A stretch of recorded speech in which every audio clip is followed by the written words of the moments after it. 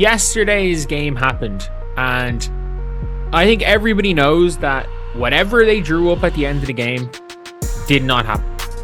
Did not happen. Sophie Cunningham made an incredible read. The play wasn't great. And in the end, it is hilarious. Aaliyah Boston did a Thomas Bryant. If you guys don't remember, when LeBron James hit the shot to make him the all-time leading scorer. Caitlin Clark just put the entire league on notice. We're talking about a buzzer beater that didn't just close out a game.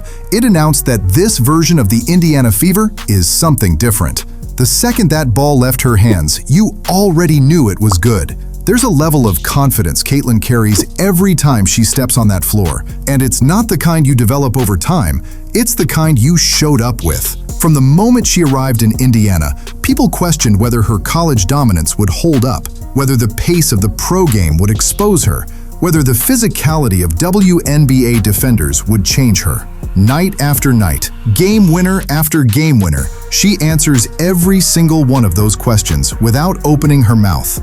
This isn't a rookie still figuring things out. This is a player who walked into the league and immediately started rewriting what the WNBA looks like to the rest of the world. Arenas are selling out. Ratings are at record highs. The conversation around women's basketball has never taken up this much space in the culture. And standing right at the center of all of that is number 22, pulling up from distances that most professionals wouldn't even practice from. None of what she does out there is accidental. That's preparation colliding with pressure, and Caitlin Clark doesn't shrink in pressure. She gravitates toward it. The bigger the moment, the sharper she gets. That's what separates truly generational players from everyone else, and Indiana is watching one do it in real time.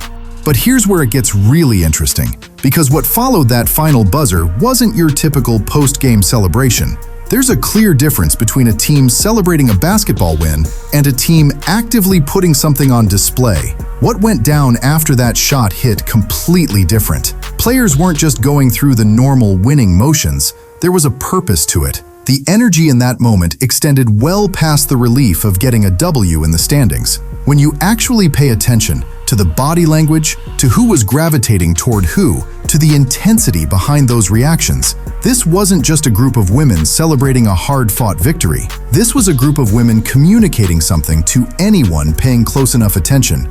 In the WNBA, so much of the real messaging happens away from the actual game. It happens on social media, in sideline interactions, in the way players choose to publicly show up for each other when the cameras are still rolling. Moments like this carry weight that goes far beyond the final score. And if you've been following this Indiana Fever situation closely, you already know exactly what that weight is connected to. And that brings us to the question that the entire basketball community is now sitting with. Did we just watch the Indiana Fever locker room draw a line in the sand against their own coaching staff? Because that's what people are saying. That's the conversation flooding every comment section, every sports forum, every group chat full of WNBA fans right now. This isn't just drama for the sake of drama. When players on a professional roster start visibly rallying around each other in ways that seem pointed and intentional, that usually means something is brewing beneath the surface that the front office and coaching staff can't ignore. The relationship between a locker room and its coaches is one of the most fragile dynamics in all of professional sports, and when Caitlin Clark is involved, when she's the gravitational center of everything happening with this franchise, every single move gets amplified tenfold. What might be a minor internal tension on any other team becomes a national storyline when your most important player is the most talked about athlete in women's sports. That's the reality Indiana is navigating right now, and it is anything but simple.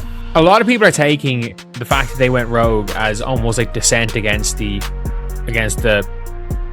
coaches, dissent against the organization, that the players are turning on the coaches, the players aren't playing for Steph anymore, and this could be not further from the truth, or there could be truth into it. And I'll explain the two different situations, because there is nuance to this. There is absolutely some nuance to this entire conversation. Let's get into exactly why this particular moment matters as much as it does. At the end of regulation against the Dallas Wings, the Indiana Fever had a play drawn up. The coaching staff had a specific design, a specific intention, and a specific player they wanted the ball going to in that moment. That's how professional basketball works. You get a timeout, you diagram something out, and every person on that floor is supposed to execute their assignment. That's the structure. That's the expectation. Except that's not what happened. Sophie Cunningham looked at the situation unfolding in front of her and made a split-second decision to completely abandon the designed play and go with what she was reading on the floor. And that improvised, off-script, against-the-game plan decision is the one that ended up working. The shot went up, the moment landed, and suddenly, Sophie Cunningham wasn't a player who went rogue. She was a hero. The kind of hero that gets mobbed by her teammates. The kind of hero that gets her moment plastered all over social media within minutes.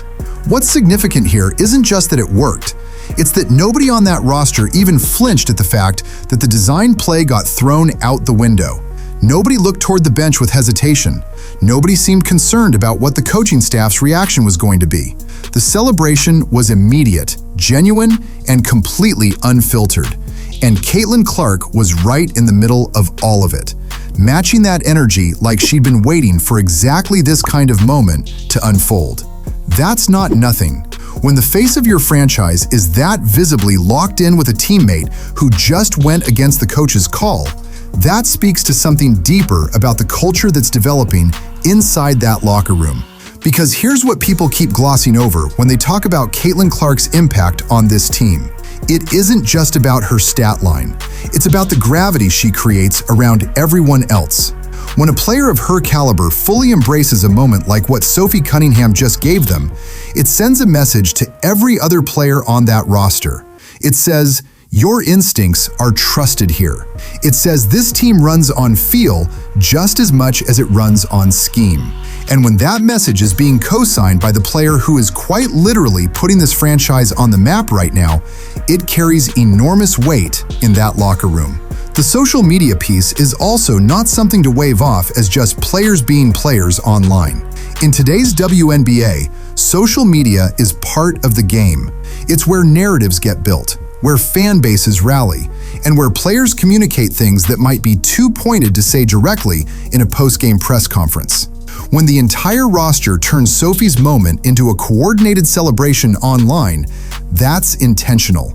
That's a statement dressed up as enthusiasm. And the fact that it's all swirling around a team where Caitlin Clark is the undeniable center of attention means every layer of it gets examined under a microscope.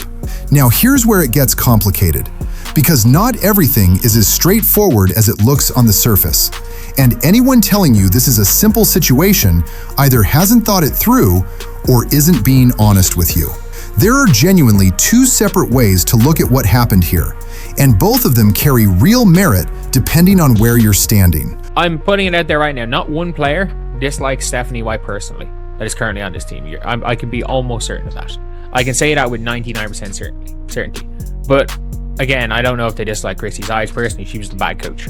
And again, anyone who's been on a team knows sometimes you can like your coach and you can just... Sometimes you can like your coach as a person and you can just never want to play for them again. I've had plenty of coaches like that through my life where I'm like, I genuinely, like, I have nothing as a person, I just can't play for them anymore. Before we go any further down this road, we need to pump the brakes and lay out some ground truth. Because without the proper foundation, this whole conversation becomes just another hot take that doesn't actually serve anybody. So let's establish what we actually know versus what people are spinning. First and most importantly, Stephanie White is not someone that the players on this roster have a personal problem with. That's not really up for debate. From everything that's come out publicly and from every read you can get on the internal dynamics of this team, the issue, if there even is one, is not about Stephanie White, the human being. It's not about her character. It's not about whether she treats people with respect in the building. By virtually all accounts, she does. And that distinction matters enormously, because the internet has a way of flattening these situations into villain narratives, and that's not what this is. Nobody is out here saying Stephanie White is a bad person. Nobody on that roster is walking into practice with animosity toward their head coach on a personal level. That's almost certainly not what's happening, and it would be irresponsible to frame it that way. What is more complicated And what anyone who has actually played competitive sports at any meaningful level already understands from lived experience is that you can deeply respect someone as a human being while simultaneously having real frustrations with them as a coach. Those two things are not mutually exclusive. They exist together all the time. In professional sports locker rooms, and pretending otherwise is just naive. A player can genuinely like their coach, enjoy their presence in the building, appreciate the way they communicate on a personal level, and still feel like the system isn't working, still feel like the rotations aren't right, still feel like the play calling in critical moments isn't putting the team in the best position to win. That tension is one of the oldest stories in sports, and it plays out on every level, from high school gyms to NBA arenas to WNBA courts. And when you're talking about a locker room that includes Caitlin Clark, a player who came into this league with an almost supernatural understanding of the game, a player who has seen what winning basketball looks like and knows what it feels like to operate within a system built specifically around her strengths, that tension has the potential to be amplified in ways that most coaching situations never have to deal with. Caitlin Clark is not just another talented player pushing back against a coach's system. She is the reason this franchise is relevant in a way it has never been before. She is the reason people are tuning in. She is the reason tickets are selling and cameras are showing up, and the national conversation keeps circling back to Indianapolis. That reality changes the power dynamic in ways that are genuinely unprecedented for a team like Indiana. And Stephanie White is navigating that whether she signed up for it or not. So when we're talking about friction, real or perceived, between this locker room and the coaching staff, we have to hold all of that context at the same time. It's not personal, but it is real. And the difference between those two things is exactly where this story lives. We don't know what exactly type of coach Stephanie White is because we're not behind closed doors. If Stephanie White is a coach that encourages players that is going to encourage players to make reads, even if it's against a set play, which I don't believe she is, but again, I don't know this because I'm only judging based on what we've seen publicly, then this isn't going to cause anything. If it turns out that Stephanie White's one of those coaches, that's like, it's my way or no way. And people are saying, oh, Austin Kelly drew it up. Yes, but like, who hired Austin Kelly and gave him that like role? That's Stephanie White okaying it all. If it's a coach's way or no way, and there's tons of coaches like that, by the way. There's tons of good coaches that are like that. Here's where the conversation shifts into territory that a lot of people aren't equipped to have, because this isn't just about one broken play or one viral celebration. This goes straight to the heart of coaching philosophy. And there are genuinely two schools of thought in basketball that have both produced championships and both produced disasters depending on execution. There is a very real and very legitimate style of coaching that operates on total system commitment. No freelancing, no improvisation, no individual reads that deviate from the called play, regardless of what the defense is giving you. The coach sees the game from a higher vantage point, designs the system with all 5 players in mind, and demands that every single person on the floor trusts that structure completely, even when their instincts are screaming something different at them in the moment.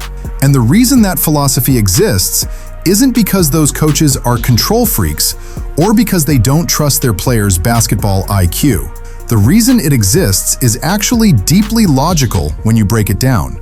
There's a story that circulates in basketball circles about a coach at a preseason camp who pulled a player aside after he made a decision mid-play that was technically the right basketball read. The defense gave him something and he took it, but it wasn't what was called. And the coach sat him down and walked him through exactly why that was still a problem. He told that player that he understood the decision made sense in isolation. He told him the read was good. But then he explained that the moment one player starts operating on their own instincts instead of the called play, the other 4 people on the floor are running something completely different. They're executing the actual design. They're setting screens for a play that's no longer happening. They're cutting to spaces that are now occupied. The whole system breaks down, Not because one person made a bad decision, but because one person made a different decision. And that's the distinction that separates system basketball from instinct basketball at the highest level. That philosophy has a championship pedigree you cannot argue with. Greg Popovich built one of the most decorated dynasties in NBA history on exactly that foundation. The San Antonio system was so deeply ingrained that players who came from completely different backgrounds and completely different styles of play transformed themselves to fit it, and they won because of it. Phil Jackson's triangle offense operated on the same principle. The triangle only works when all 5 players are reading the same cues, making the same movements, and trusting them. Geometry of the system over their own individual instincts. It's not a coincidence that both of those coaches are considered among the greatest to ever do it. The system works, but only under one very specific condition. Players have to genuinely believe at a core level that what the coach is drawing up is more valuable than what their own eyes are telling them in the moment. That belief has to be total. It cannot be halfway. The second a player starts privately questioning whether the system is actually better than their read, the whole thing starts to crack. And the longer that crack goes unaddressed, the wider it gets. That's exactly what makes what we just watched in Indiana so telling. Because when Sophie Cunningham abandoned the designed play and the entire roster responded the way they did, with that immediate, enthusiastic, publicly displayed celebration, what they were really showing the world is that the belief in the system isn't there right now. Not fully. Maybe not even close to fully. And with Caitlin Clark leading that charge in energy and visibility, the message landed louder than anyone in that coaching staff probably wanted it to. She is too prominent, too watched, and too central to this franchise's identity for her reaction in that moment to go unanalyzed. When the most important player on your roster is that visibly energized by a teammate going off script, it raises a question that Stephanie White and her entire staff are going to have to answer, not for the media, but for themselves. He was like, look, I know, I was trying to explain, I was like, look, what you did was right, but that's not the point. He's like, it's literally, if people just start going rogue and making reads, the offense that he wanted to run didn't work. And it was like, it's as long as everybody is making reads, he's like, if you do this, then 4 other people have to be on the same page, and that's not the case. There are coaches that have different philosophies. There are really good coaches that are different philosophies. Again, I play with some unbelievable coaches that have the philosophy of it's my way or no way. Now put yourself in Stephanie White's shoes for a second, because her situation is genuinely one of the more complicated positions any coach in the WNBA has been in recently, and it doesn't get nearly enough nuanced discussion. She didn't walk into Indiana with some cold, authoritarian reputation. That's not who she is, and that's not how she was received when she took this job. Stephanie White built her name in this league as someone players want to play for, someone who invests in relationships, someone who makes players feel seen as human beings first and athletes second. That relational quality is real. It's documented, and it's genuinely why people around the league have respected her as a coach.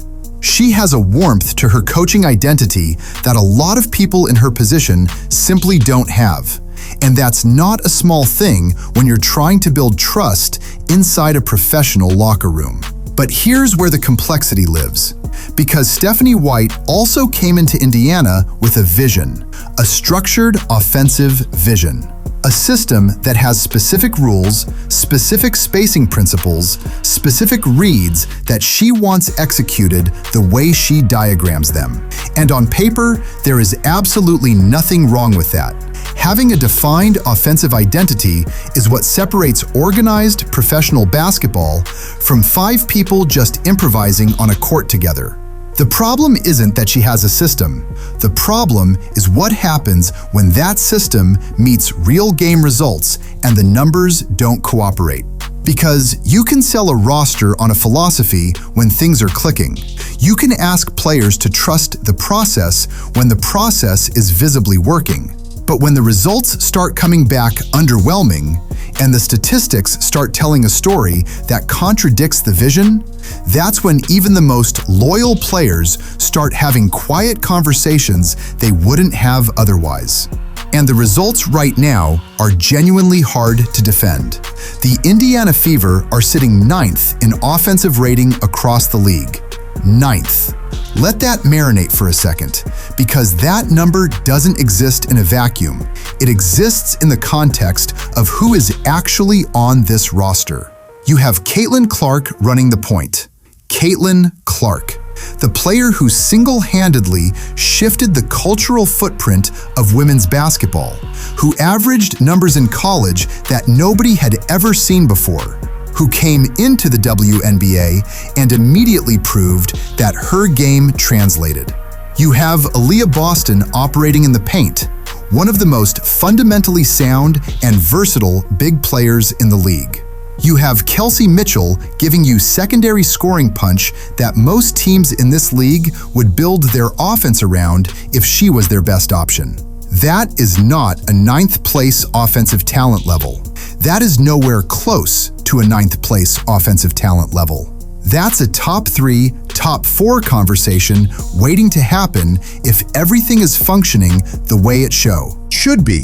When that kind of gap opens up between the talent on paper and the production on the floor, there is only one place the questions eventually land, and that's on the system and the people designing it. Players at this level are sophisticated. Caitlin Clark is one of the most basketball-intelligent players the sport has ever produced.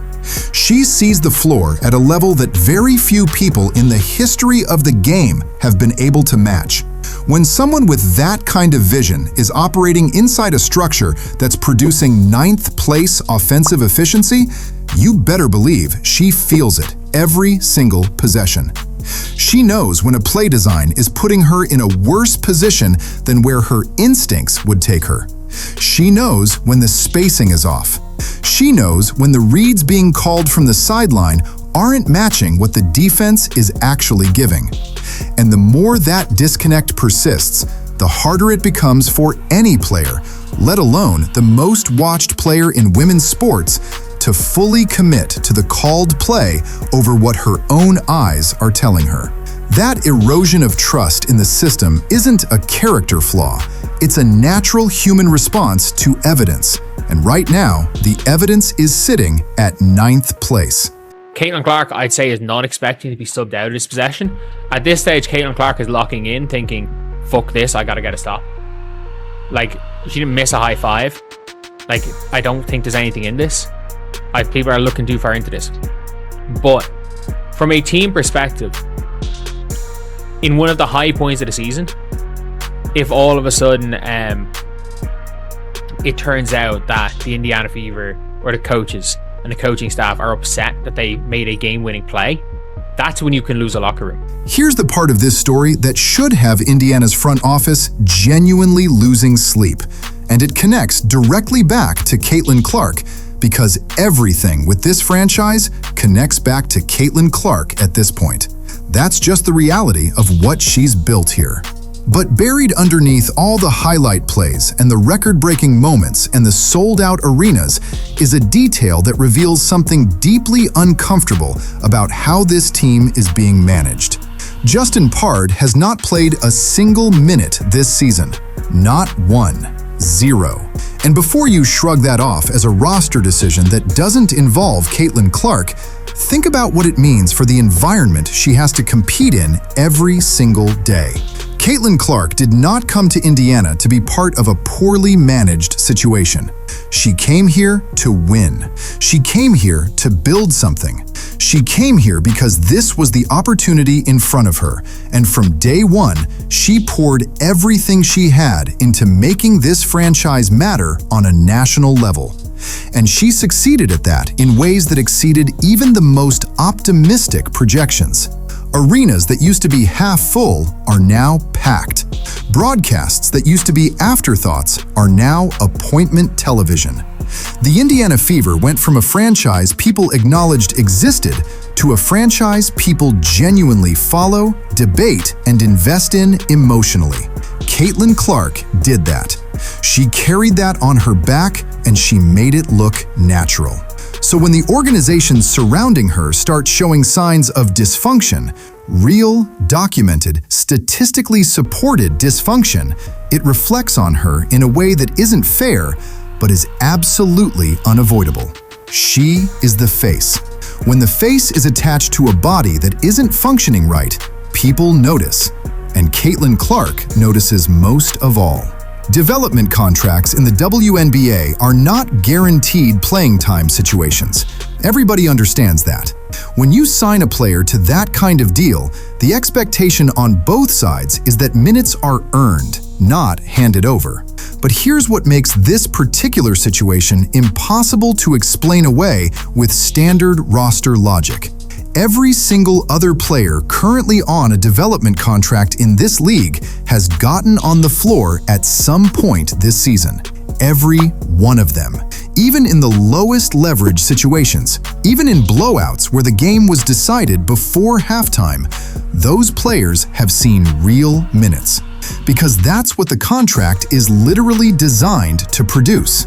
You bring someone in on a development deal because you want to evaluate them under live game conditions. You want to see how they handle real pressure. You want to give them something to grow with. That's not a favor. That's the entire point of the structure. So when one specific player under that contract type hasn't gotten a single second of floor time, while every comparable player around the league has gotten something, that stops being a basketball decision and starts being something else entirely. And Caitlin Clark, who sees everything that happens inside that organization with a level of awareness that most people underestimate, is not blind to that. This is a woman who tracked every single statistical inefficiency in the Fever's offensive system and felt every one of them in her body on the court. You think she doesn't notice when a teammate who deserves an opportunity isn't getting one in a way that defies every established pattern? Caitlin Clark is one of the most detail-oriented, competitive minds in the sport right now. The small things don't escape her attention. They fuel her. They inform how she understands her environment. And when the environment starts showing cracks, real cracks, not manufactured drama, she feels those cracks differently than anyone else on the roster because she has more invested in this franchise turning into something special than anyone else wearing that uniform. That's what makes the Justin Pard situation matter beyond just the roster management conversation. It's a signal. It's the kind of signal that a player like Caitlin Clark picks up on and files away somewhere in her competitive brain. Players talk within that locker room. They see who's getting opportunities and who isn't. They form quiet opinions about how decisions are being made and whether those decisions are actually in service of the team winning or whether something else is driving them. And in a locker room where Caitlin Clark has become the undeniable heartbeat, where her energy sets the temperature for everything else, those quiet opinions don't stay quiet indefinitely. She doesn't have to say a word publicly for her perspective to be felt by every person in that building. Her presence alone amplifies everything. The front office built this entire franchise identity around what Caitlin Clark represents. And right now, the operational decisions being made around her are not matching the magnitude of what she's given this organization. That disconnect is not sustainable. And somebody in Indianapolis needs to recognize that before it becomes a much bigger story than it already is. Lexi Hull, at the end of the game on Indianapolis radio, she spilled the beans. She said, that play didn't go exactly as planned. Wait, what do you mean? Caitlin Clark had a wide open three. Wait, getting her wide open to win the game wasn't exactly as planned? Stephanie White's reaction after Caitlin Clark hit the game-winning shot. Reaction of a coach said, that didn't really go exactly as planned. Picture this. The final buzzer hasn't even finished echoing, and Caitlin Clark just drained a cold-blooded three-pointer to hand the Connecticut Sun a loss they weren't ready for. You'd expect the entire Indiana Fever sideline to be losing their minds. But Stephanie White? She's standing there with the same energy you'd have watching your food get carried to somebody else's table. Stone cold. no fist pump, no fire, no nothing. And that reaction alone, before any of the details even came out, was already telling a story. Because here's where it gets real. After the game, Lexi Hull went on Indianapolis radio and casually dropped something that had people hitting rewind. She basically told the hosts that the final possession didn't play out the way the team had drawn it up in that huddle. Not a minor tweak, not a slight adjustment. She made it sound like what actually unfolded on the court and what was supposed to happen were two completely separate things. And when a player admits that publicly, you have to stop and ask why. Now sit with that for a second. If the designed play wasn't built around getting Caitlin Clark, one of the most lethal shooters in this league right now, a player defense is literally game planned specifically to contain a clean, wide-open look from three to ice the game, then what was the actual call? Because from every angle, that's exactly what went down. Clark got the ball in space, caught clean, elevated, and buried it without a second thought. It looked like a play drawn up for her, but apparently it wasn't. That's what makes Stephanie White's blank stare suddenly start making a whole lot of sense. That wasn't a coach being composed under pressure. That was a coach standing there realizing her players had just gone completely off script during the highest stakes possession of the entire game. And somehow, inexplicably, it worked. The designed action got scrapped in real time, and by everything we're piecing together now, Sophie Cunningham and Caitlin Clark made a decision entirely on their own, trusted the moment, and just ran with it. No timeout called, no audible from the sideline, just instinct. And the ball went through the net. We got the inbound from Sophie to Caitlin Clark. Now, many people are thinking this is supposed to be right here. Give it to Kelsey Mitchell right here. She's going to get it going downhill. Tries to get a nice pull-up midi or taking it all the way to the rack. However, this misdirection on the backside, Sonia Citrone and Cody McMahon, they miscommunicate. They get lost in assignment. They're supposed to switch and they don't switch. So one goes with Lexi Hull. The play that closed out that game? It didn't come from Stephanie White's clipboard. It came from Austin Kelly, the assistant coach who's quietly been the architect behind Indiana's entire out-of-bounds operation this season.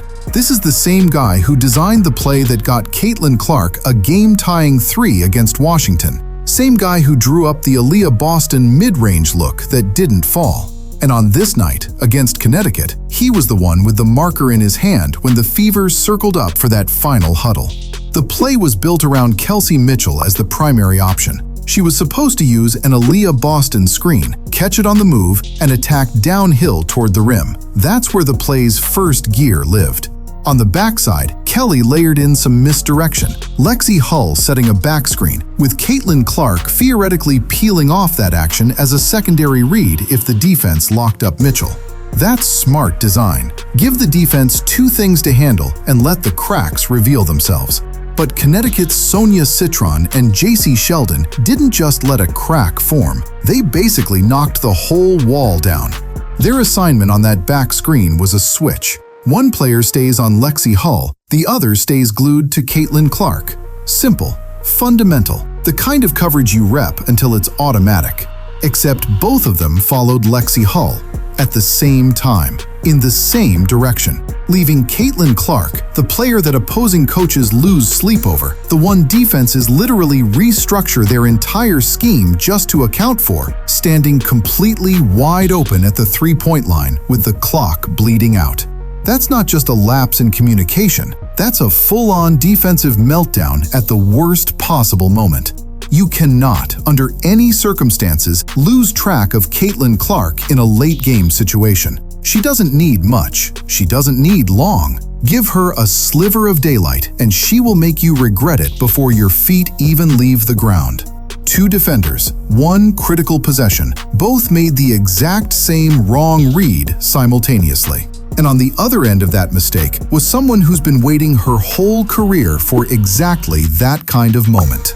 Caitlin Clark didn't blink, didn't hesitate, didn't even flinch. The ball was leaving her hands before the defense even had a chance to realize what went wrong. Then we have Millie Rock on any block.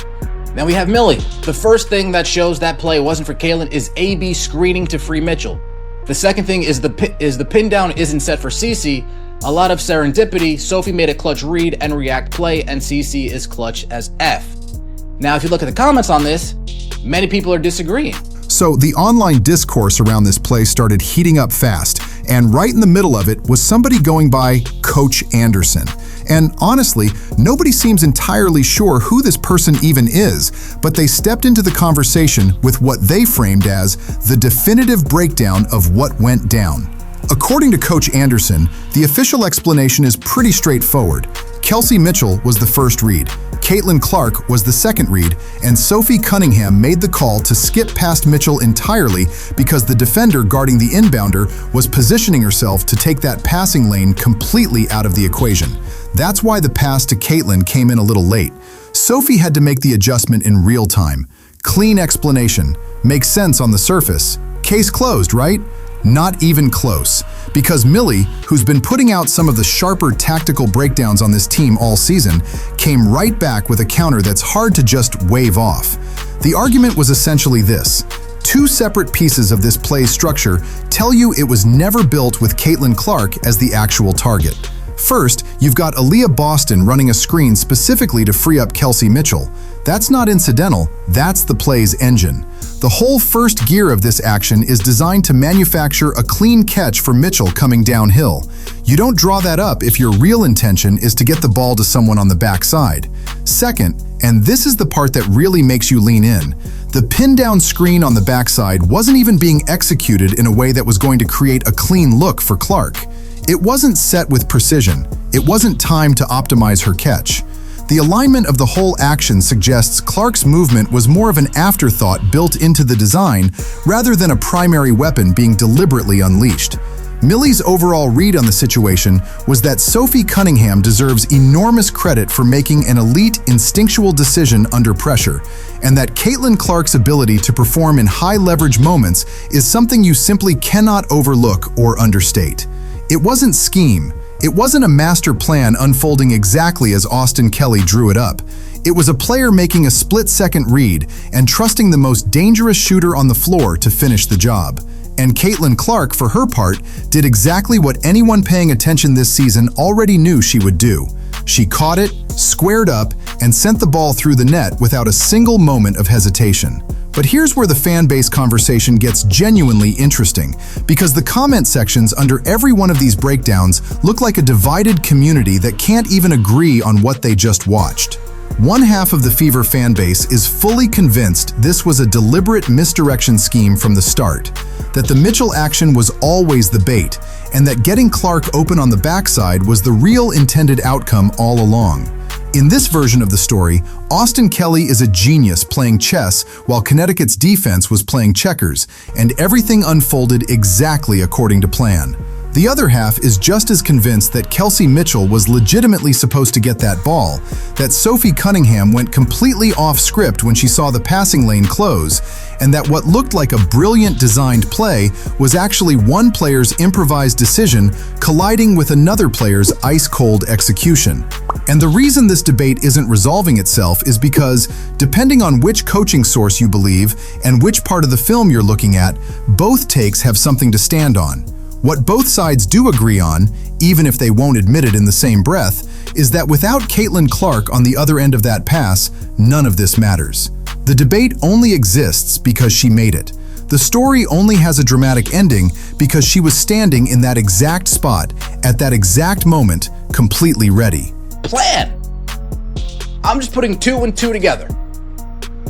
If people are saying, all right, well, this should have gone to Kelsey, but it went to Caitlin Clark instead, and then Lexi Hull is coming out and confirming, well, that wasn't exactly what was drawn up. Here's where everything starts to lock into place. And it all circles back to what Lexi Hull said on that radio show after the game. Because that interview isn't just a casual post-game soundbite anymore. In context with everything else we've been breaking down, it becomes the piece of evidence that kind of ties the whole thing together. Think about the logic here. If this play went exactly as Austin Kelly drew it up, if the entire design was always pointing toward getting Caitlin Clark a wide-open three-pointer at the final buzzer, then why on earth would Lexi Hull get on Indianapolis radio and tell the hosts that it didn't go exactly according to plan? That's not how players talk about plays that worked the way they were supposed to. When something goes right and the result matches the intention, players come out and say exactly that. They credit the coaching staff, they talk about the execution, they celebrate the design. Lexi didn't do any of that. She specifically chose language that created distance between what happened on the floor and what was supposed to happen in that huddle. And here's the thing. She wasn't talking about sloppy execution. She wasn't saying the timing was a half-second off, or that somebody's footwork wasn't clean coming off the screen, or that the spacing could have been tighter. Those are the kinds of technical complaints you hear when a play works, but not perfectly. What Lexi said was fundamentally different. She was speaking to the structure of the possession itself, the bones of what was drawn up versus what actually played out. That's a much bigger admission than people initially gave it credit for. She essentially confirmed, without making it a headline, that the final product the viewing audience watched was not the play that was designed. So let's reason through this the way it deserves to be reasoned through. If we take Lexi's words seriously, and there's no real reason not to because she has zero motivation to lie about something this specific, and we layer that on top of everything the film is already showing us about how this play was structured, then one conclusion keeps rising to the top. Kelsey Mitchell was the actual intended recipient of that inbound pass. The play was built to get her the ball in motion, coming off Aaliyah Boston's screen, so she could attack the rim going downhill with pace and force the defense to make a decision. Either she scores at the rim, or Connecticut collapses and she finds an open teammate on the kickout. That's the play. That's what Austin Kelly put on that whiteboard. But Sophie Cunningham looked at what was developing in front of her in real time, and this is the part that deserves genuine recognition. And she processed the situation faster than the defense even realized what was happening. Sonia Citron and JC Sheldon had already committed their mistake.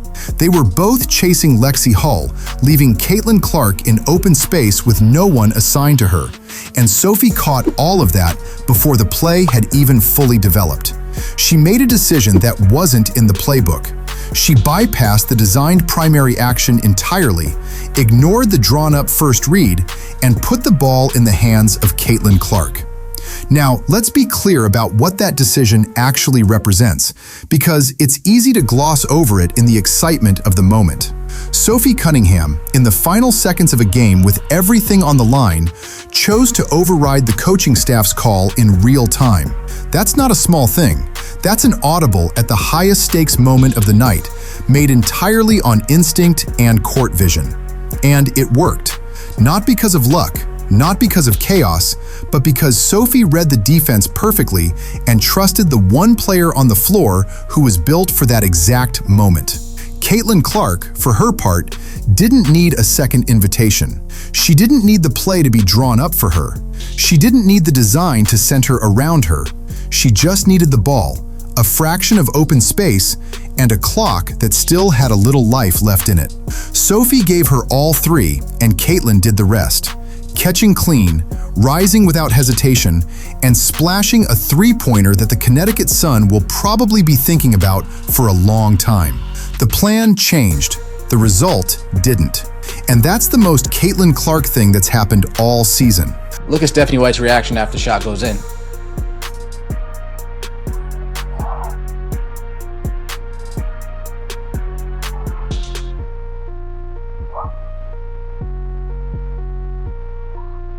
And by reaction, I mean lack of reaction. Now, many people are saying, oh, well, this is because that's her on the bottom of the screen. Well, that's because there's a lot of time. Let's talk about Stephanie White's body language in that moment, because what her face did, or more accurately, what it didn't do after that shot dropped through the net, is something you genuinely cannot explain away with coaching composure or professionalism or any of the usual excuses people reach. 4. The shot goes in. Indiana wins the game. The arena is going absolutely insane. Fans are on their feet. Players are rushing the floor. The energy in that building is the kind that stays with you for weeks. And Stephanie White is standing on the sideline with her arms hanging at her sides, her face completely flat, looking like someone who just watched something happen that she's still trying to process. Not the controlled stillness of a veteran coach keeping her composure in a big moment. Something else. Something that reads more like surprise mixed with complicated feelings that she couldn't quite get to her face in time to mask. And here's the exercise that really exposes everything. Just run it back in your head with a different player making that shot. Picture, Kelsey Mitchell catches that inbound, attacks downhill exactly like the play was drawn up, and either finishes at the rim or, in some alternate version, pulls up and hits a mid-ranger to win it. You genuinely believe Stephanie White stands there with that same empty expression? Come on, she's sprinting down the sideline. She's grabbing the nearest assistant coach by the collar. She's losing her composure in the best possible way because her designed play, her primary option, her system, it all just worked exactly the way she and Austin Kelly drew it up in that huddle. The celebration would have been immediate, instinctive, and completely uncontrollable. Coaches don't hold that back when things go according to plan. That's the whole point of having a plan, so that when it executes, you feel it in your chest. But Caitlin Clark hit it instead, through a blown defensive coverage, off a pass that Sophie Cunningham made by scrapping the designed action entirely, on a possession that, according to Lexi Hull's own post-game admissions, did not unfold the way it was supposed to. And Stephanie White just stood there. The internet, naturally, found humor in it immediately. People joking about the specific kind of face you make when something you didn't authorize somehow works out anyway, and you're too stunned to even be happy about it. Obviously, the more extreme versions of that joke are just people being people online. But underneath the comedy, there's a real and legitimate observation being made. That expression on Stephanie White's face is not what a coach looks like when they're watching their game plan reach its perfect conclusion. That's what a coach looks like when they're recalibrating in real time, accepting an outcome they had no control over, and reminding themselves that a win is still a win, even when it didn't come from the play they called. That alone would be enough to carry this conversation. But then the post-game footage adds another whole layer that people are not letting go of. Watch Caitlin Clark come off that floor. She's locked in with Kelsey Mitchell immediately, and the energy between those two tells you everything. There's a real unspoken communication happening there, a shared acknowledgement between two players who both clearly understand exactly what just went down on that final possession and find genuine joy in it together. The smile Caitlin has in that moment isn't the polished, media-ready expression of someone doing the right thing for the cameras. It's the real one, the kind that comes from the gut when something works out in the most unexpected, chaotic, and ultimately perfect way possible. And then Caitlin walks right past Stephanie White. No extended embrace, no warm exchange, no moment of coach and player basking in something they built together. Whatever interaction does happen between the two of them reads as obligatory at best. The kind of acknowledgement you extend because the situation requires it, not because there's genuine warmth powering it. It's brief, it's surface level, and it's a striking contrast to the authentic joy Caitlin was clearly feeling just seconds earlier with her teammate. It says something about where that relationship currently lives. And when you stack it on top of the blank stare, on top of Lexi Hull's radio comments, on top of everything we've been pulling apart in this breakdown, the picture it paints becomes increasingly difficult to dismiss as coincidence or just a bad camera angle caught at the wrong moment. When you just lost money on a bet, you fixed. Hate to see it. Now, folks, take a look at this interaction between the two. Caitlin Clark makes a shot. She's coming to walk off the court. Hits Cody McMahon with the tray. Can't see me, Cody McMahon. Go back to college. And Stephanie White wasn't the only one on that sideline who couldn't find a single ounce of celebration energy when that shot dropped. Because once you know what you're looking for, you start scanning the rest of the bench. And that's when you find Cheryl Miller. All the way to the right side of the frame, standing there while everyone around her is reacting to one of the most electric moments of the Fever's season. And Cheryl Miller's face? Completely still. Not a flicker of excitement, not a fist pump, not even a delayed reaction that catches up a second or two late, the way it sometimes does when the emotion takes a moment to hit. Nothing. Just this flat, unreadable expression that looks completely disconnected from the environment she's physically standing in. An environment where a game-winning three-pointer just went through the net and the building is shaking. Now stop and really sit with how strange that is. We're not talking about a neutral observer in the stands. We're talking about an assistant coach on the Indiana Fever sideline, a member of the coaching staff whose job, whose investment, whose professional reputation is directly tied to what this team does on the floor. One of her players just hit the most important shot of the game in the most important moment of the night and secured a win. That should be automatic. The celebration shouldn't even be a conscious decision at that point. It should just happen, the way it happens for everyone else in that arena who cares about the outcome. But for Cheryl Miller, standing just a few feet from where all of that joy is erupting, there's a complete disconnect. The moment lands and she absorbs it like someone watching a highlight from a game they have no rooting interest in. And the question that follows, the one that's getting harder and harder to avoid as all of these pieces stack up together, is simply, why? Why does an assistant coach on a professional basketball team look like that when her franchise player just won the game? What possible emotional logic produces that reaction in that moment from someone who's supposed to be invested in this team's success? The answer, when you line up everything we've been breaking down across this entire sequence, is starting to feel less like speculation and more like the only explanation that actually fits everything we're seeing. The coaching staff, and this appears to go beyond just Stephanie White, had a vision for how this game was supposed to end. That vision had Kelsey Mitchell at the center of it. The play was designed for her. The primary action was built around her catch and her athleticism attacking the rim. The narrative the staff wanted to walk away with, the story they wanted the post-game to tell, was one where Kelsey Mitchell came through in the biggest moment and proved that this Indiana Fever team has weapons and depth and a winning formula that extends beyond any single player's star power.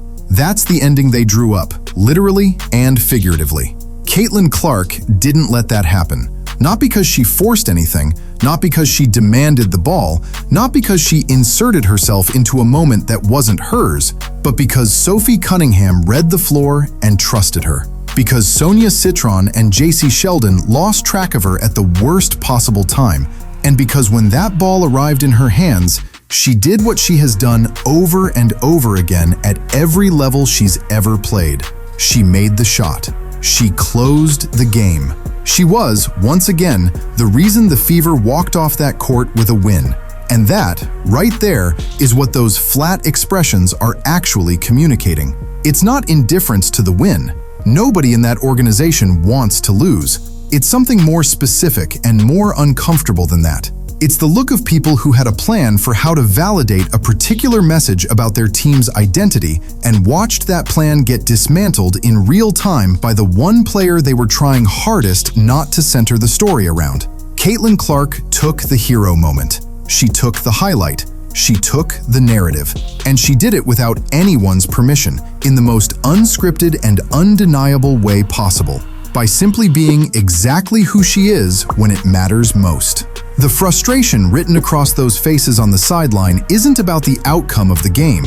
It's about the fact that once again, no matter what the play says, no matter what the design intends, no matter how the staff tries to shape the story around this team, Caitlin Clark finds a way to be the story anyway. What makes all of this so fascinating is that nobody in that organization is going to come out and say any of this directly. That's not how these things work. Stephanie White is going to keep giving the same composed post-game pressers.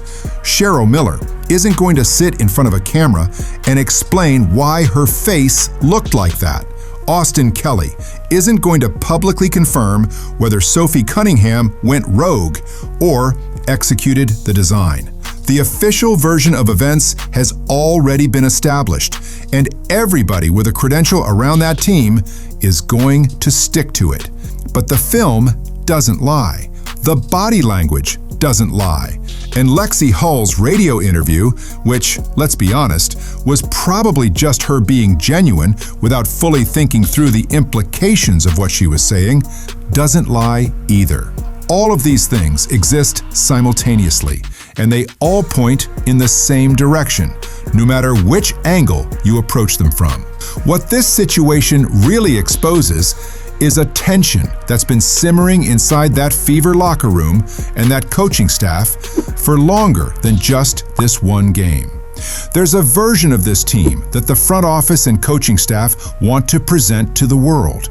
A balanced, system-driven, nobody bigger than the team version. And then there's the version that keeps showing up on the actual court, where one player continuously finds herself at the center of the most important moments, whether the design calls for it or not. Those two versions keep colliding, and every time they do, you get exactly what you saw on that sideline. A win that doesn't feel like a win to the people who are supposed to be controlling it. Caitlin Clark is just out here playing basketball, and somehow that keeps being the most complicated thing in the room. A player or coach or whatever, I want to see, hear, and feel that culture. And so I think about sometimes culture is kind of like you have to plant it, you have to grow it, and you have to maintain it. And it's a little bit like a garden, sometimes you have to weed it.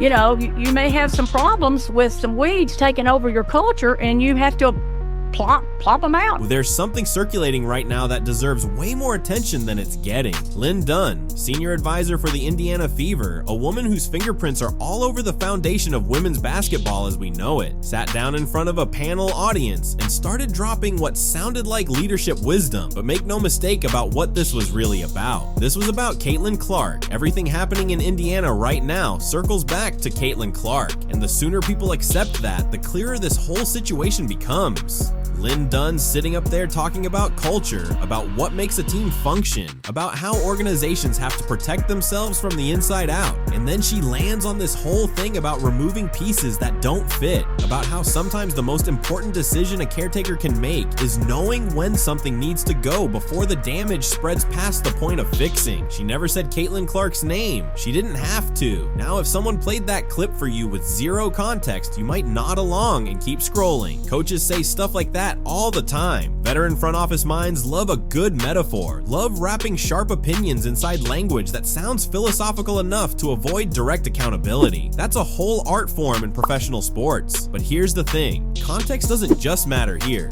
Context is literally the entire story, because Caitlin Clark isn't some rotational piece they're quietly phasing out. Caitlin Clark is the reason the Indiana Fever are relevant in conversations happening way outside the usual WNBA bubble. She is the product. She is the draw. She is the reason cameras show up, the reason opposing arenas sell out when Indiana comes to town, the reason this franchise went from an afterthought to a talking point overnight. So when Lynn Dunn starts philosophizing about removal on a public panel, the only person that framing could possibly apply to at this scale is Caitlin Clark.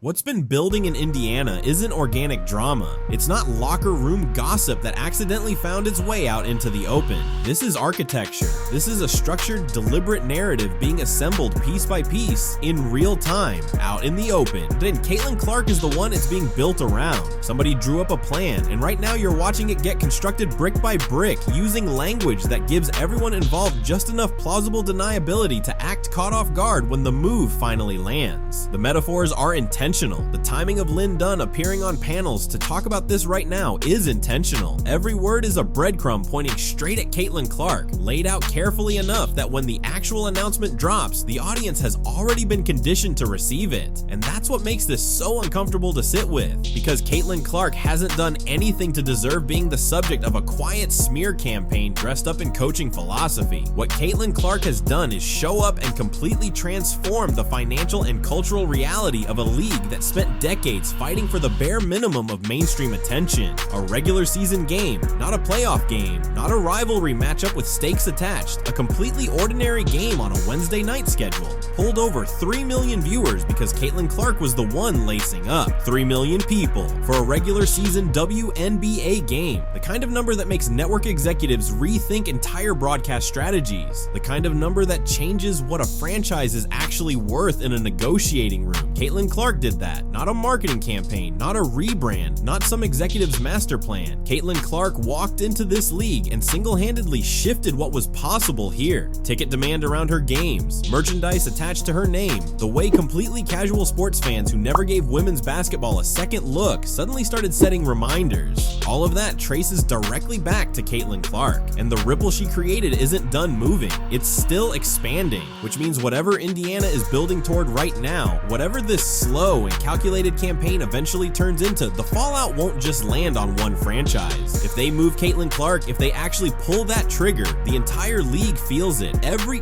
front office, every broadcast deal, every conversation about where the WNBA goes from here, all of it gets complicated the moment Caitlin Clark isn't where the audience expects her to be. Cut a player because they don't fit into your culture that you've created, and it all goes back to behavior. It all goes back to behavior. The toughest thing is when you got to trade a player, cut a player, and it all goes back to behavior. What did Dan Dockich say about Caitlin Clark? Oh, she's a DICK. Stop being a DICK. That is what he had to say. He was talking about beyond. Pay close attention to the specific language Lynn Dunn chose to use up on that panel, because word choice at this level is never accidental. She didn't talk about performance. She didn't talk about production. She didn't stand up there and make a case about statistics being the problem. She made it about behavior, about culture fit, about the idea that a player can be doing everything right on the court and still be the wrong person for the room. And that framing is doing a lot of heavy lifting right now because it conveniently sidesteps everything Caitlin Clark actually accomplished last season. The 19 points per game, the 8 assists per game as a rookie in a league full of veterans who've been running these systems for years. None of that gets addressed. None of that gets challenged because it can't be. The numbers are untouchable. So instead, the conversation gets steered somewhere the numbers can't follow. It gets steered toward behavior, toward culture, toward the kinds of accusations that are specifically designed to be impossible to disprove. And then, 3 days before Lynn Dunn even sat down on that panel, Dan Dockich went on a podcast and started going in on Caitlin Clark. Not her shooting percentage, not her defensive positioning, her personality. He called her difficult, said she's a problem in that locker room, went after the way she interacts with referees, the way she carries herself, questioned her shot selection as if that was somehow a character flaw rather than a basketball decision that every elite scorer in the history of the sport has had argued about them at some point. He even reached for a word, starting with the letter D, and it wasn't difficult. That was specifically chosen to undercut her in a way that had nothing to do with basketball. Nothing. That was personal. That was deliberate, and that was the first brick in the wall. Now think about the timing of that. Really sit with it. Dan Dockich goes on a podcast and takes shots at Caitlin Clark's character. 3 days later, Lynn Dunn, the senior advisor of the franchise Caitlin Clark plays for, is on a public panel talking about how sometimes you have to let a player go because they don't fit the culture, and it comes down to behavior, not ability, behavior. You want to tell me those two things happening in the same week, aimed at the same person, using the exact same framing, is a coincidence? That's not a coincidence. That's a rollout. That's two parts of the same message being delivered through two different messengers so that neither one of them has to carry the full weight of what's actually being said. This is what a coordinated narrative looks like when it's still in the early stages. They're not ready to make the move yet, so instead they're running the pre-campaign, softening the audience, getting people used to the idea that maybe, just maybe, Caitlin Clark is the problem. That maybe the issue in Indiana isn't the front office decisions, or the roster construction, or the coaching situation. Maybe the issue is the biggest star they've ever had, and the way she conducts herself. And if enough voices start echoing that same theme, it starts to feel like consensus. It starts to feel like something everyone already knew, but nobody was saying out loud. That's how you prepare a fan base for a move that would otherwise feel incomprehensible. But here's the part that truly exposes what this is actually about. All of this started, the podcasts, the panel appearances, the loaded metaphors, all of it, the moment Caitlin Clark stopped staying silent and started standing up for herself. The moment she stopped absorbing everything being thrown at her with a smile and pushed back. And apparently, somewhere in that Indiana front office, that wasn't the response they were expecting from her. Because the second she showed she wasn't going to be managed quietly, the entire machinery kicked into gear. Yeah, I hear the Fever are sick of Caitlin Clark. Y'all hearing that too?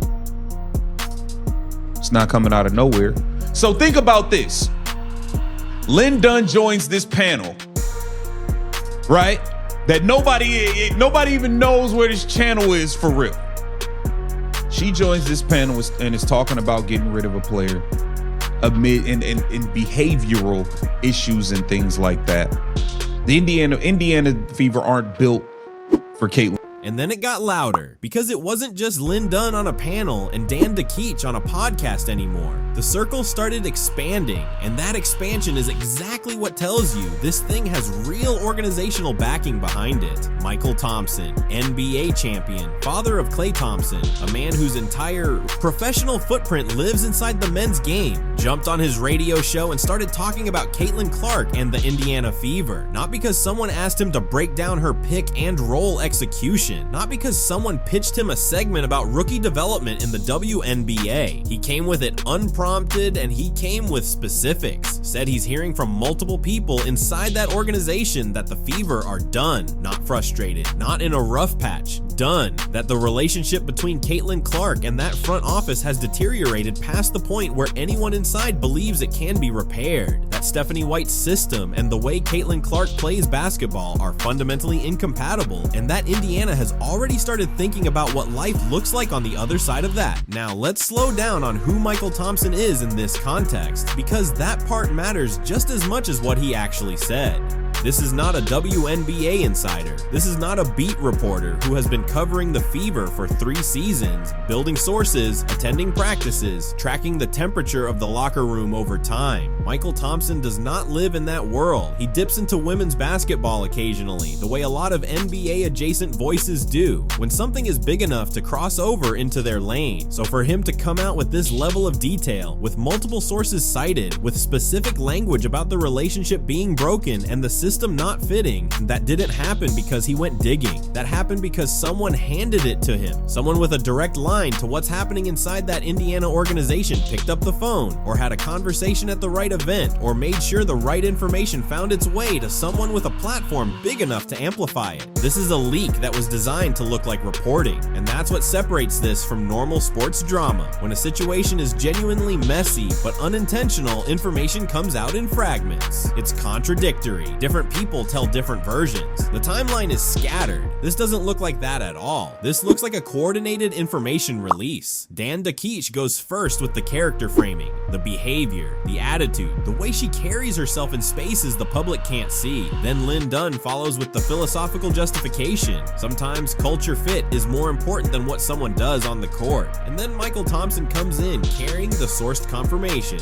Multiple people inside the building. The relationship is broken. They want out. That is a 3-part message. Introduction, context, confirmation, delivered across different platforms, through different voices, spaced out just enough to feel organic while actually functioning like a press release. And here's the part that should genuinely disturb anyone paying attention. This entire infrastructure is being built specifically to make trading Caitlin Clark feel survivable to the public, because the people running this know exactly what they're sitting on. They know that Caitlin Clark isn't just a good basketball player who draws a solid crowd. She is the single most transformative figure this league has seen in a generation. They know what the numbers look like. They know what the arenas look like when she walks into them. They know what their own franchise looked like before she got there versus what it looks like now. So they also know that if they move her without any groundwork laid, the backlash doesn't just come from fans online. It It comes from sponsors, it comes from broadcast partners, it comes from the league office, it comes from every corner of the sports world that has been pointing at Caitlin Clark as proof that the WNBA's moment has finally arrived. The only way to survive that reaction is to get ahead of it, to spend weeks building a story where Indiana tried everything, gave it every chance, but ultimately the culture just wasn't salvageable, to make it sound like they had no other option. That's what all of this is. It's not tea, it's not drama, it's damage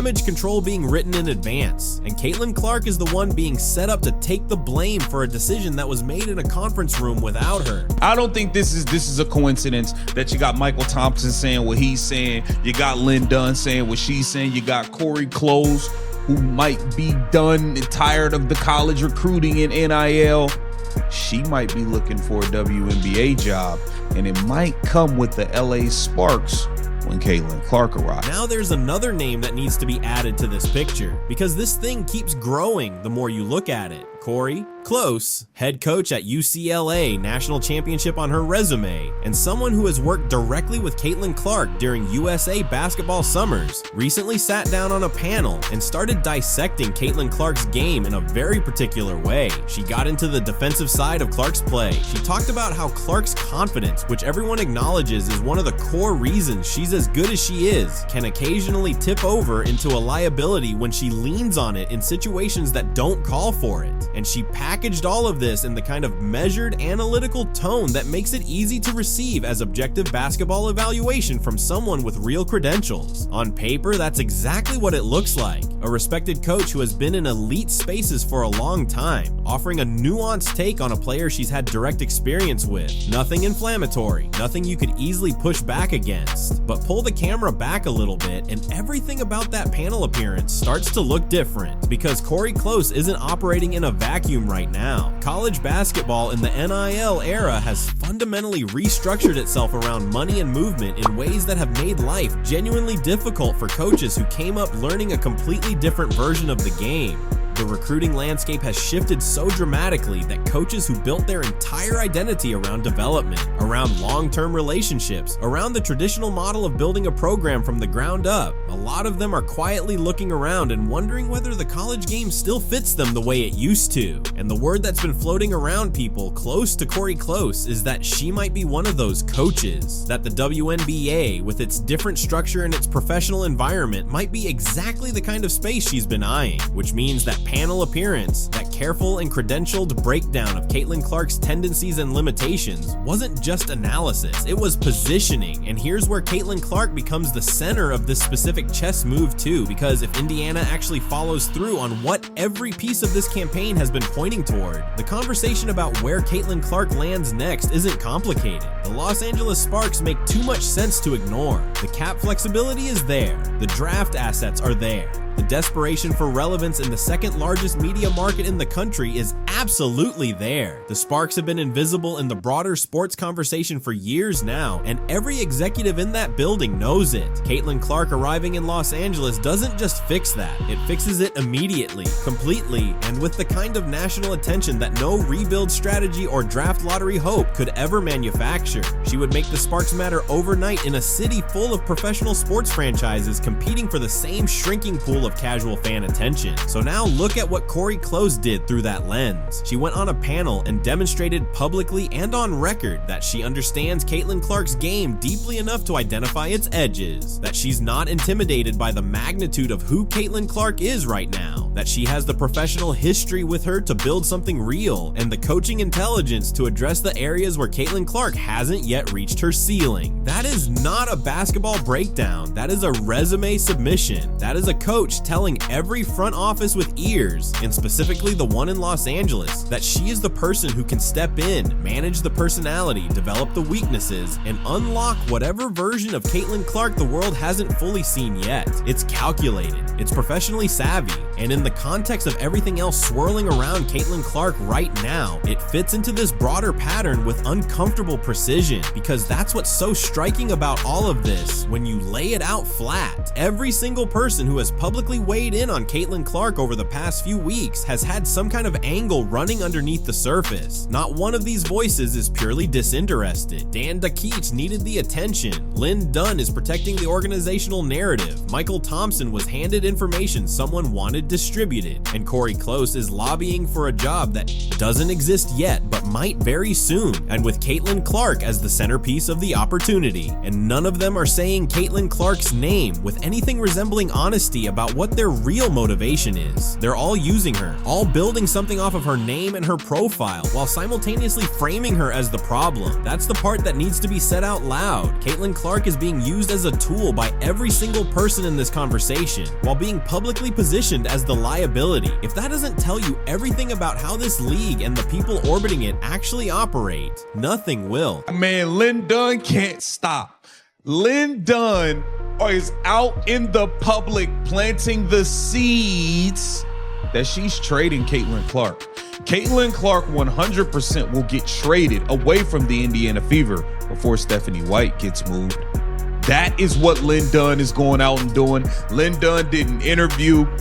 She joined a panel, and my, oh my, this is big news. Here's what nobody in that Indiana front office has actually thought all the way through. Caitlin Clark is not a commodity that gets quietly reassigned and then fades into whatever new market absorbs her. She doesn't work that way. The audience she built doesn't work that way. The people who started watching women's basketball for the first time in their lives because of her aren't attached to a franchise or a jersey color. They're attached to her specifically. They follow Caitlin Clark the way people followed players before the era of corporate brand loyalty took over sports entirely. That kind of connection is personal, it's direct, and it travels. So every calculation Indiana thinks they're making right now has a variable in it that their spreadsheets aren't accounting for. What happens to Fever ticket sales the morning after a trade gets announced? What happens to their local broadcast numbers, their merchandise revenue, the energy in that building on a Tuesday night when the team they spent 3 weeks constructing a narrative around is suddenly running a different point guard out there? Those aren't hypothetical questions with comfortable answers. Those are the actual consequences sitting on the other side of this decision, and the people engineering this campaign have been so focused on making the move feel justifiable that they haven't spent nearly enough time thinking about what Indiana looks like on the other side of it. And Caitlin Clark hasn't said a word publicly about any of this. Not one word. She hasn't addressed the podcast comments. She hasn't responded to the panel appearances. She hasn't put anything on social media that acknowledges this entire structure being built around her name. And that silence is being misread by the people running this campaign as passivity, as someone who can be managed, as a situation that can be controlled. But anyone who has watched Caitlin Clark for more than 20 minutes on the court, in interviews, in the competitive environments she's been thriving in since she was a teenager, knows that her silence is never really silence. It's patience. It's someone who understands that the most powerful response to a coordinated attack is to let the people running it fully expose themselves before you say anything at all.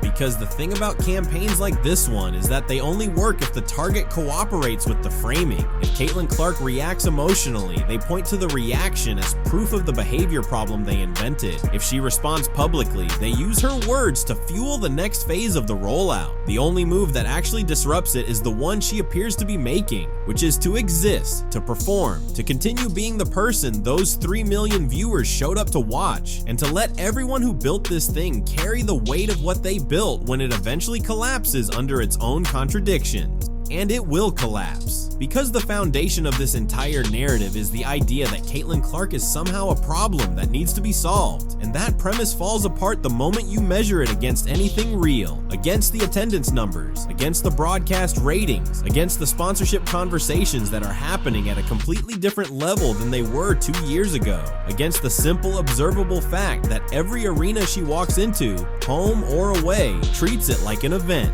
You cannot build a sustainable case that that someone is a cultural cancer when the culture around them is visibly, measurably, undeniably thriving because of their presence. The numbers don't lie in the direction this campaign needs them to lie, and eventually the people with real financial stakes in what the WNBA becomes over the next decade are gonna make that very clear to whoever in Indiana thinks this ends well for them. The story isn't over. It's not even close to over. What's been set in motion over these past few weeks is still moving, still building, and every new voice that gets added to this choir makes the orchestration more visible rather than less. The blueprint is out in the open now for anyone willing to look at it honestly, and Caitlin Clark, who has never needed anyone to fight her battles, who has never needed a manufactured narrative to justify her presence anywhere she's ever competed, is still right there in the middle of all of it, doing exactly what she's always done, leaving people with no choice but to pay attention. The WNBA All-Star uniforms to have the USA 250 patch should have thought that through, considering no WNBA players would have been free 250 years ago. The majority wouldn't even have had freedom 100 years ago. Look, Caitlin Clark is literally out here saving a whole league, bringing eyeballs, bringing money, bringing people who never cared about women's basketball a day in their life. So it's wild that while she's doing all that heavy lifting, the WNBA somehow found a way to fumble the simplest thing imaginable. Every other major sports organization in the country threw on a small patch, just a patch, to mark 250 years of the nation existing. No drama, no debate, just done. The WNBA turned it into a whole situation somehow. WNBA is planning to have its biggest stars wear a USA 250 patch during this year's All-Star Game, according to multiple people familiar with the plans, joining a handful of other leagues committed to publicly commemorating the 250th anniversary of the United States. The red, white, and blue patches are unveiled earlier this year by Fanatics in partnership with President Donald Trump. The league will have the patch added to the jerseys during its All-Star Game on July 25th in Chicago. So here's the actual story. Early this year, Fanatics linked up with the Trump administration to roll out this USA 250 patch. Basically a commemorative design celebrating 250 years since the Declaration of Independence dropped. Red, white, and blue, nothing crazy on it. The NBA was in, the NFL was in, MLB, UFC, NASCAR. Everybody got on board without making it a thing. Just slapped it on and kept it moving. No political statement, no hidden agenda, just an anniversary patch. Simple. The WNBA, though, they weren't part of that original announcement back in January. A WNBA spokesperson sent to Sportico the following statement, quote, "Like other major sports leagues, we are exploring how to best commemorate the country's 250th anniversary. Nothing has been finalized." The second word got out about the patch, some WNBA players went straight to social media to air out their grievances. And this is exactly the kind of thing that keeps the league from growing the way it could be. Leading the noise was Indiana Fever reserve Brianna Turner. And look, if that name doesn't ring a bell, that's kind of the point. She's a bench player who doesn't see much floor time, which makes it even wilder that she's out here generating headlines for the wrong reasons instead of letting her game do the talking. Turner hopped on X and posted what might be one of the most historically short-sighted takes of the entire year. She basically said the WNBA All-Star uniform shouldn't have featured the USA 250 patch because of where things stood for people 250 years ago and even 100 years ago. Just sit with that for a second. The idea that a country's entire 250-year journey, or all the growth, all the change, all the progress, somehow doesn't deserve a 2-inch patch on a jersey is a reach that's hard to even follow. And this is the energy the WNBA is out here generating, while Caitlin Clark is literally doing everything she can to bring this league to a new level. The contrast couldn't be more obvious. We are the most elite female athletes. 250 years ago, we would have been brothers or in working all day. Be serious right now. Yes, I know this was probably a financial decision at the end of the day. Turner kept the train rolling though, firing off another post doubling down even harder. She went on about how as elite athletes, they would have had zero freedom 250 years ago, basically using that argument to reject the entire concept of the patch. But here's where it gets really interesting. In the same breath, she turned around and said she already knew this was probably just a money move at the end of the day. She said it herself, she knew it was business. She understood the reality of what it was, and still decided to go full theatrical about it anyway. That kind of self-awareness mixed with that kind of reaction is honestly hard to wrap your head around. And the reason this matters so much goes straight back to Caitlin Clark. Because right now, Clark is the biggest thing happening in women's basketball, arguably in women's sports period. She is the reason casual fans are buying tickets. She is the reason broadcast deals look different. She is the reason little girls are picking up basketballs. The league is riding a genuine wave right now, largely because of what she brings every single time she steps on the floor. So when the public saw these posts circulating, the backlash came quick and it came loud, because people who just discovered this league through Clark don't want to watch it burn its own momentum down over a commemorative patch that every other league in the country put on without a second thought. And that right there is exactly why people are starting to ask a question that nobody really wants to say out loud, but everybody is thinking, how long is Caitlin Clark actually going to put up with this? Because at some point enough is enough, and we might be closer to that point than the WNBA wants to admit. Think about what Clark has done for this league in an incredibly short amount of time. Before she arrived, the WNBA was surviving. It wasn't thriving, it wasn't dominating headlines, it wasn't pulling the kind of numbers that make executives lose sleep trying to figure out how to capitalize. It was just existing. And then Caitlin Clark walked in and flipped the entire table. Attendance, records that had been sitting untouched for years got shattered almost immediately. Television ratings climbed to places the league hadn't seen in over 2 decades. Her jersey became one of the best selling in the entire league overnight. Arenas that used to be half empty on a good night were suddenly sold out weeks in advance, with people on waiting lists just hoping for a chance to get in the door. That is not normal. That does not happen by accident. That is one person carrying an entire ecosystem on her back and somehow making it look effortless. So when you see drama like this patch situation unfolding,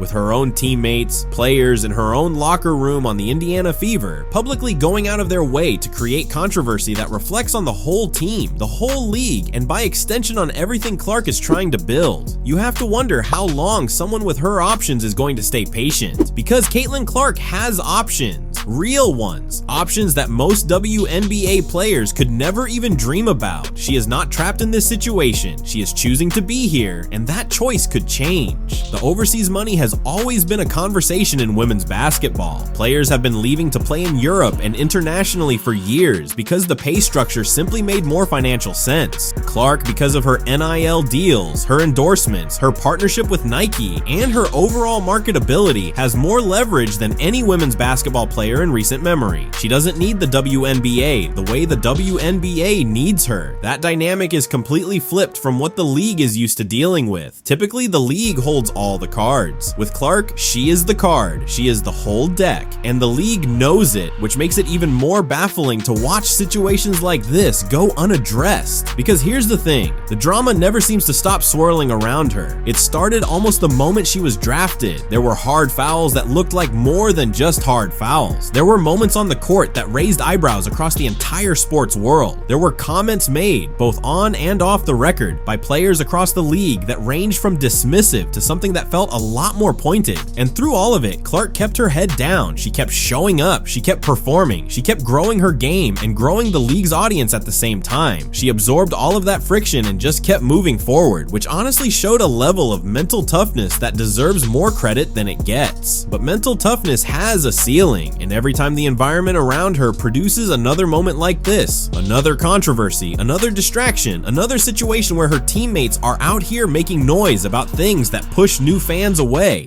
that ceiling gets a little lower. The people who came to women's basketball because of Caitlin Clark are not the same people who were already there. They don't have years of loyalty built up to the league. They came for her specifically. They follow her specifically, and if she ever decided to step away, whether that means leaving the Fever for a different situation, taking her talents overseas for a season, or stepping back from the WNBA altogether to focus on other ventures, those fans follow her out the door. Every single one of them. The Indiana Fever specifically needs to be paying very close attention to what the environment around their franchise looks like right now. Clark is the reason that franchise matters on a national scale at this moment in time. She is the reason their games are broadcast on networks that weren't looking at them before. She is the reason kids in Indiana and across the entire country are wearing Fever gear. You do not let that environment get so toxic, so distracted, so consistently caught up in off-court nonsense that the person making all of that possible starts to quietly weigh her option. Organizations that make that mistake don't get second chances. By the time you realize what you had, it's already walking out the door. And the WNBA as a whole should be equally worried because the league's growth right now is not evenly distributed. It is concentrated. It is sitting almost entirely on the shoulders of one 20-something woman from Iowa who plays basketball with a joy and a skill level that makes people stop what they're doing and pay attention. There is no version of this where the WNBA continues its current growth trajectory without Caitlin Clark fully bought in and engaged. None. The math does not work. The TV deals don't hold. The sponsors don't stay. The casual fans don't stick around. All of it requires her continued presence and continued investment in this league. So every time something like this patch situation bubbles up, every time drama finds its way back into the conversation, every time the league creates an environment that makes it harder for her and easier for the noise, they are gambling with the most valuable asset women's professional basketball has ever had. And the wildest part is it doesn't have to be this way. Clark has never asked for anything except to play basketball at the highest level and compete. That's it. That's all she's ever brought to the table. And somehow that keeps getting complicated by everything happening around her. The WNBA is at a crossroads right now, whether it wants to admit it or not. It can get out of its own way, protect its momentum, and build something real around the generational talent it lucked into having. Or it can keep letting the outside noise, the internal drama, and the self-inflicted controversies chip away at the foundation until one day Caitlin Clark decides her piece is worth more than the chaos, and she finds somewhere else to be great. That day might be further away than people think, but it might also be a lot closer than the league is comfortable with, and by the time they feel it, it'll already be too late. The Indiana Fever, congratulations, you four. You guys have successfully broken Caitlin Clark. Great job. You guys have tried your damnedest to turn her into a... Caitlin Clark is a once-in-a-generation player, not the kind of thing people say loosely, the kind of thing you can actually prove. The same way Magic Johnson made you rethink what a point guard could be, the same way Michael Jordan made scoring look like an art form, the same way LeBron James walked into a league and immediately made it his. Caitlin Clark carries that same energy, that same gravitational pull, except she's doing it in women's basketball right now, and somehow the people closest to her are the biggest obstacle standing between her and her full potential. She is not a typical player. She never has been. From 30, sometimes 35 feet out, she can make a defense completely unravel. That's not hype. That's physics. Defenders have to sprint out to her well beyond the arc, and the second they do, the entire floor opens up. Teammates who wouldn't normally see daylight are suddenly wide open. Lanes that were locked shut are suddenly there for the taking. She doesn't just make plays happen, she makes the court reshape itself around her presence. That is a gift that cannot be coached into someone. Either you're built like that, or you're not. Caitlin Clark is absolutely built like that. So why is Indiana Fever's coaching staff, Stephanie White, Kelly Krauskopf, Amber Cox, and even her own representation through Clutch Sports Group, running systems that barely use that? Post-entry sets, funneling everything into the paint while she's standing on the perimeter waiting. Caitlin Clark, someone who can crack a defense wide open without even touching the ball, being treated like a spot-up option. It's the kind of decision that makes you stop and stare. The talent is undeniable. The impact is right there. Someone just keeps choosing to look away from it. Get rid of those four and you get rid of your stooge of an agent, Aaron Kane. You'll be free. And I know we don't want her to go the LeBron route, but at this point, you need to get rid of Aaron Kane and you need to call Rich Paul immediately. Take a look at who Indiana Fever is actually trying to build this post-heavy system around. Monique Billings is barely cracking 10 minutes a night. 10 minutes. That's a bench contributor, not a focal point. And Aaliyah Boston, a genuinely talented, real future ahead of her, is still working on finishing through contact at the rim with any kind of reliability. She's not there yet, but even setting that aside, centering your entire offensive identity through the post while Caitlin Clark is standing on the wing doesn't just waste her. It hands every opposing defense exactly what they're hoping for.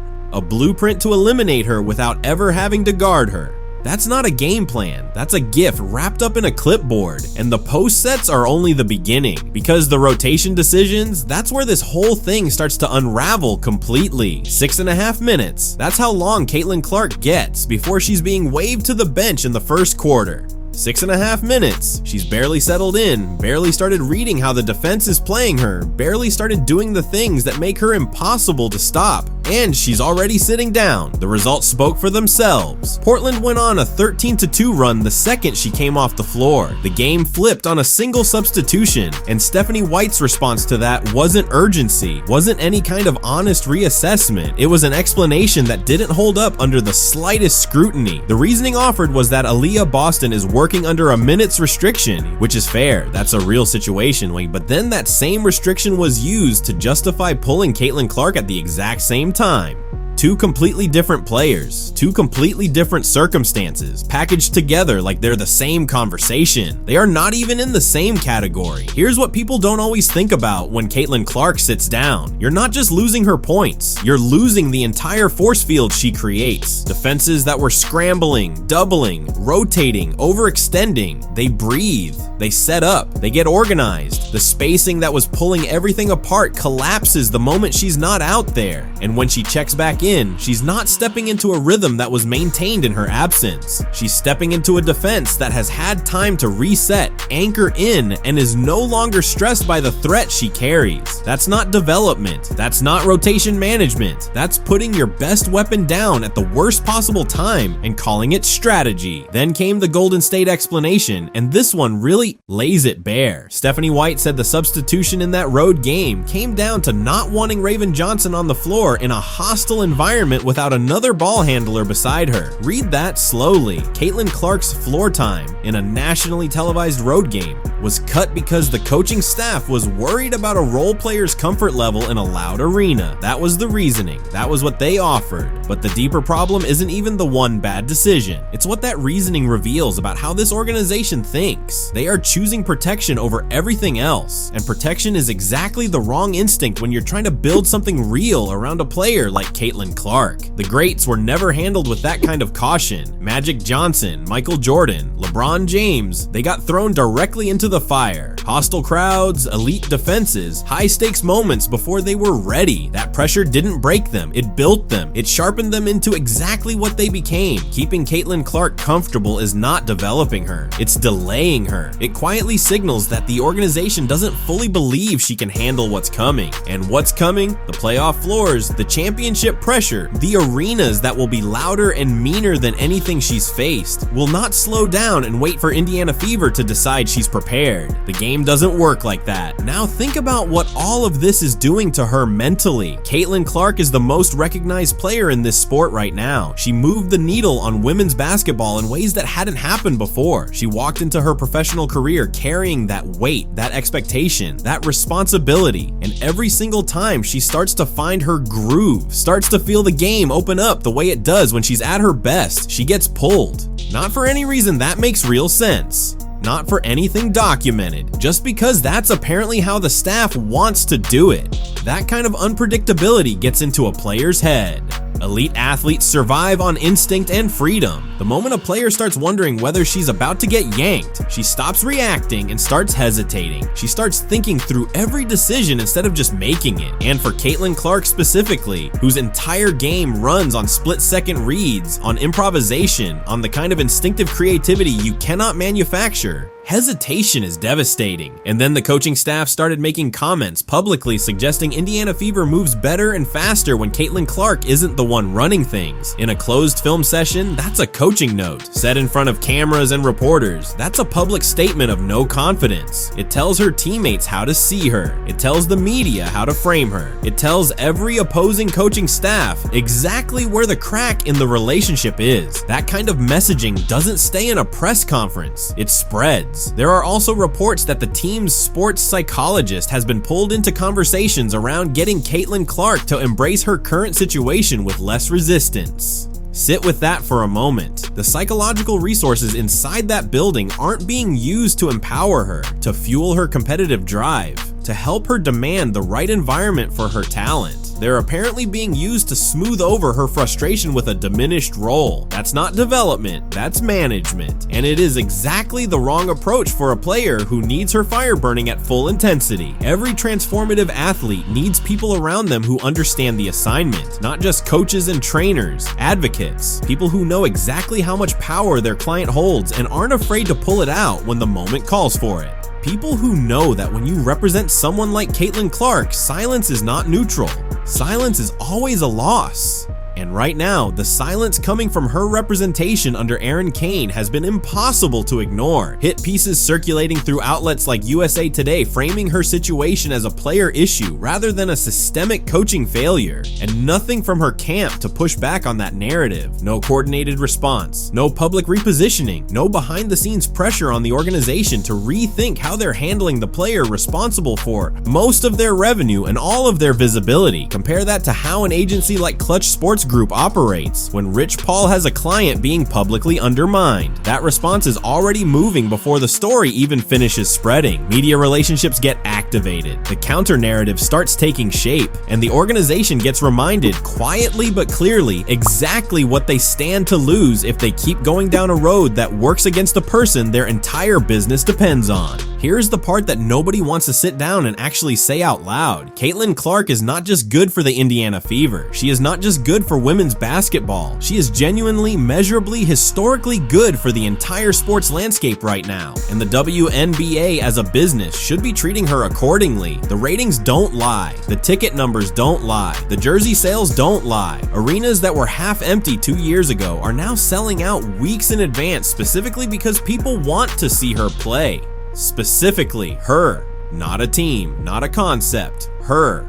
And that matters because the WNBA has been fighting for mainstream legitimacy for over 2 decades. They have been fighting for broadcast deals, for coverage, for the kind of cultural footprint that other leagues take for granted. And then Caitlin Clark walks through the door and hands them all of it almost overnight. NBC picked up games, CBS picked up games, USA Network expanded coverage. Viewership numbers that the league had never seen before suddenly became the baseline conversation. She didn't just grow the audience, she created a completely new one. People who had never watched a WNBA game in their life started tuning in because of her. That is not something you manufacture with a marketing campaign. That is something that happens once, maybe twice in the history of a league if they're lucky. So the question that keeps coming back around is why, with all of that on the table, the infrastructure around her seems so committed to making things harder than they need to be, because the WNBA itself has a stake in this. This isn't just Indiana Fever's problem to figure out. When Caitlin Clark is being misused, underutilized, or publicly undermined, the ripple effect goes well beyond one franchise. It touches the entire league's momentum. It slows something down that took years of grinding just to get started. And Caitlin Clark herself, this is the thing that gets lost in all the noise around the politics and the rotations and the front office decisions. She has handled all of this with a level of composure that is genuinely remarkable. She shows up every single game, every single practice, every single media availability. She doesn't blow up press conferences. She doesn't throw teammates under the bus. She doesn't go on social media and air grievances publicly. She just keeps going, keeps shooting, keeps facilitating, keeps doing the work, even when the system she's operating inside of isn't doing the work for her.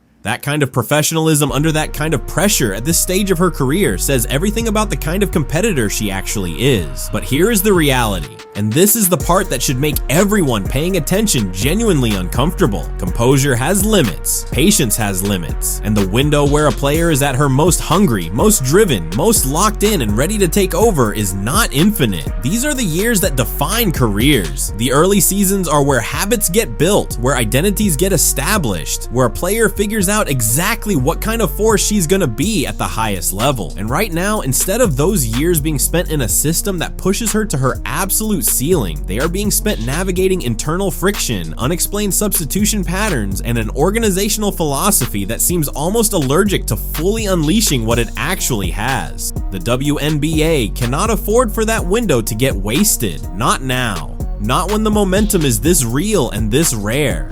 Because the truth is that stars like Caitlin Clark do not come around on a schedule. You do not get to place an order for the next one. She arrived at a specific moment in a specific cultural climate, carrying a specific kind of energy that connected with people in a way that goes beyond basketball. That combination is not repeatable on demand. And every game that goes by where she is not operating at full capacity, every rotation decision that chips away at her rhythm, every public comment that quietly works against her credibility, all of it is time that does not come back. What she is capable of when everything is actually working, when the offense is built around her range, when the system trusts her reads, when she's got real minutes and real freedom to operate, is something that this league has not seen before. Not at this scale, not with this kind of reach into the broader sports conversation and the people who understand what's actually at stake here, not just for Indiana, but for the entire league, need to be asking much louder questions about whether the current setup is built to let that happen, because right now it isn't. And the longer that stays true, the more of something genuinely historic gets left on the table.